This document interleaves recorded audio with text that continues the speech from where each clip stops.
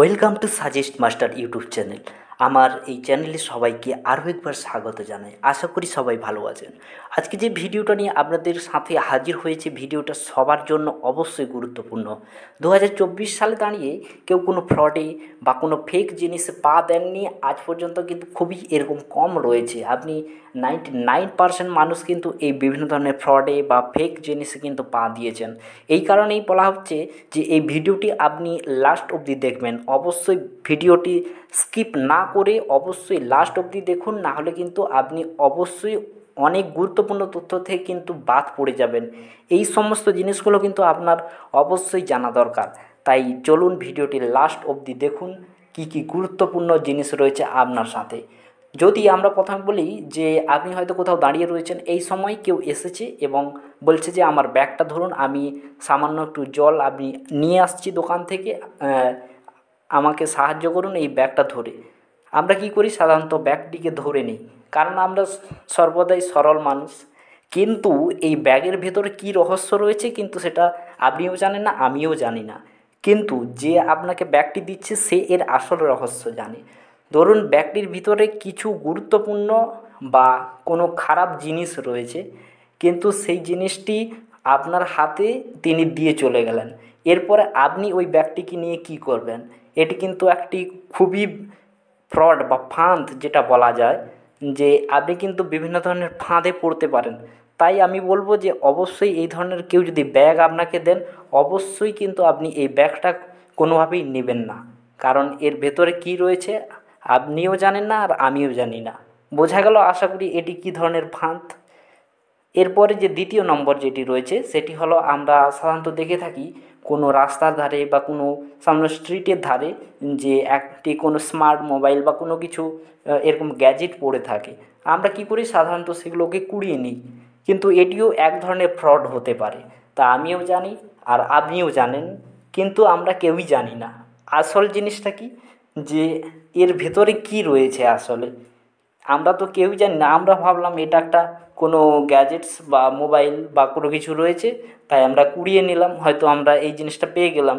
কিন্তু না, এর ভেতরে কিন্তু অনেক কিছু জিনিস থাকতে পারে, সেখান থেকে আপনার কিন্তু অনেক কিছুই ফাঁস হয়ে যেতে পারে। এরপরে যে বিষয়টি সেটি হলো যে ক্যামেরা লাগানো থাকে কোথায়, না আমরা যে হোটেল যে রুম বুক করে থাকি সেই রুমের ভেতরে কিন্তু অনেক ধরনের ক্যামেরা থাকে। কীরকম ক্যামেরা? এগুলো হলো হাইড করা ক্যামেরা। ধরুন আপনি এই রুমটা বুক করেছেন, এটা তো আপনার পার্সোনাল রুম, আপনি রুমের ভিতরে কি করছেন না করছেন এই ক্যামেরার মধ্যে কিন্তু ধরা পড়বে। তাই রুম বুক করার সময় অবশ্যই সচেতন থাকা প্রয়োজন, নাহলে কিন্তু আপনি বিভিন্ন ধরনের কিন্তু প্রবলেমে পড়তে পারেন। অবশ্যই কিন্তু এই রুম বুক করার আগে কিন্তু অবশ্যই এটাকে ভালোভাবে যাচাই করে অবশ্যই কিন্তু রুমটি বুক করবেন, না হলে প্রবলেমে পড়বেন।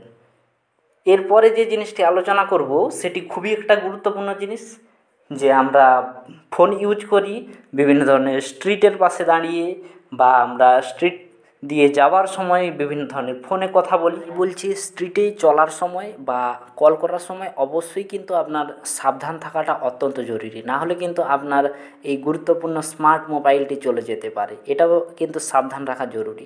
এরপরে আমরা ট্রাভেল করে থাকি বিভিন্ন ধরনের, ধরুন এই ট্রেন বা বাস, আমরা ধরুন বসে আছি কোনো জানালার পাশে, এই সময় দেখা যায় কোনো বিভিন্ন ধরনের যে ফ্রডবাজরা, এরা সাধারণত ট্রেনের ওপাশে আছেন, আপনি কথা বলছেন বা আপনি ভিডিও দেখছেন, এই সময় আপনি অন্যমনস্ক আছেন, এই সময় কি করলো, বাইরে থেকে আপনার ওই মোবাইল ফোনটিকে নিয়ে কিন্তু ওরা চলে গেল।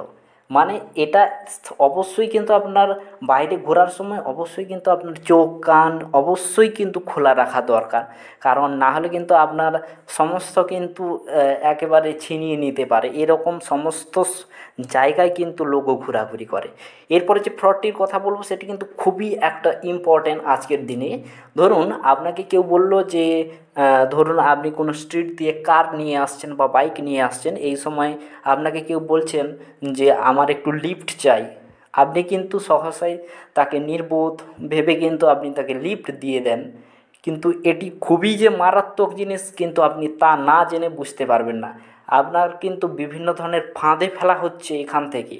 এটি কিন্তু খুবই গুরুত্বপূর্ণ জিনিস। এরপরে যে বিষয়টা বলবো সেটি হলো, কেউ ধরুন আপনার কাছ থেকে কল করার জন্য আপনার মোবাইলটা চাইলো, আপনি তাকে হঠাৎ করেই দিয়ে দিলেন না জেনে বুঝে, এটা কিন্তু খুবই ভুল করছেন। ভুলেও দেবেন না। আপনার মোবাইলটা কোন সময় উনি ছিনিয়ে নিয়ে চলে গিয়েছে আপনি তা বুঝতে পারবেন না।